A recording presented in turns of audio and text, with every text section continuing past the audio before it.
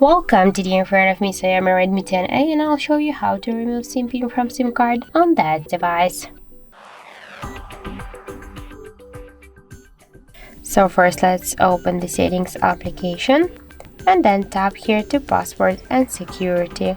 After that, click here to the privacy section and you'll see here SIM lock.